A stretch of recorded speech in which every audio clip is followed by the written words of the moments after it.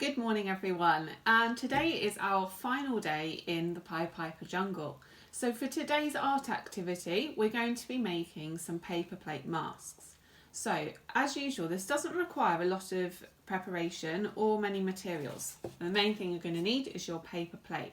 If you don't have a paper plate, you could always just use card and you could cut it into a circle and that would work just as well. So I'm going to show you how to make a zebra. There's loads of other animals that you can make. If you have a look in the photos attached to this post, you'll see lots of other ideas. But to make a zebra, you're going to need your paper plate. You're going to need a pencil, some scissors, some black and white card, and some paint.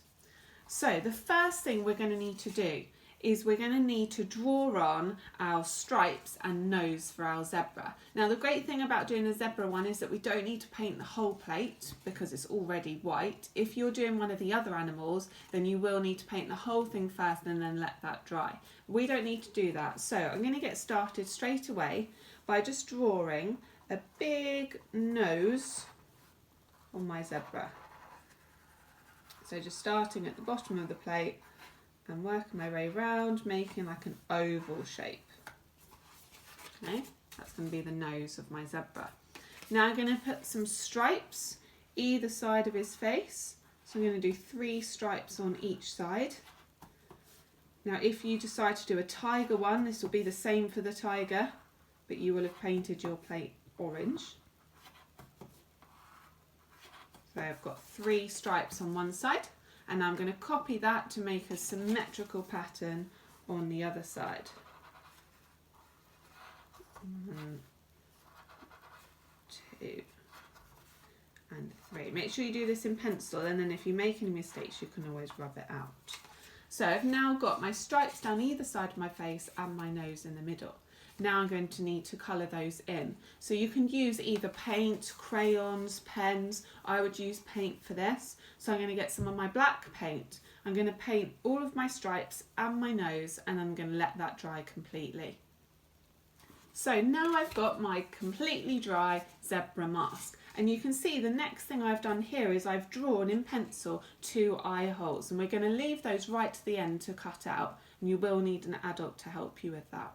So the next thing I need to do, my zebra's still missing a few bits. He's going to need some ears and a mane, and that's what I'm going to use my black and white card for. So I'm going to start off with my white paper, and I'm going to draw 2 ear shapes onto my paper. So you want to make them as similar as you can. You could always cut one out and then trace around it if you want them to be identical. I'm then going to take my black card and I'm going to draw a square shape, which is going to be the mane, and 2 smaller black ears, which are going to go inside the white. Now I'm going to cut these out. So I'm going to start with my mane to show you how we do that. So once I've got my mane, I'm just going to cut straight lines, not all the way to the end because I don't want it to fall apart, but to make lots of strips of the card, which will then make the mane to go on the top of our zebra. I'm then going to cut out my ears and I'm going to put that all together. So now I've got my piece of mane to go on the top of my zebra and my 2 ears. Now you can see that I have put some double-sided tape along the bottom of each. You can use normal tape or glue.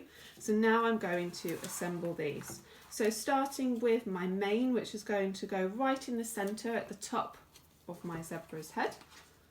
I'm just going to line that up and stick that on. Now my ears, I'm going to take off my tape again. Put one over here, so just to the left of that mane. And then the other one, which I'm going to try and make symmetrical, over on this side. So now you can see that my zebra has got all of its parts. The last thing that we need to do, because we're going to make this into a mask, is to cut out our eye holes. Now for this bit you will need an adult to help you, so I'd recommend doing this with a Stanley knife. So that's going to be quite sharp. So you're going to need someone to help you cut out these eyes. If you would prefer to just make lots of these to have as decorations, you can of course just glue on some googly eyes or draw on the eyes. So I'm going to cut out my eyes now. So now I've cut out my eyes of my animal mask, and you can see that I'd be able to wear this. Now you might want to, if you've got some string, you could put some string around it, if you've got elastic, or even just a lollipop stick so that you can hold it at the bottom. So there's a variety of ways that you could use this as a mask. Now please don't forget to comment below with your photos and to have a look at those other pictures that we've attached to the post so you can get lots of ideas for different animal masks. And we would like to say thank you for all of you that have liked, followed, shared our page over the last week, and we look forward to seeing you again next week. See you later. Have a great weekend.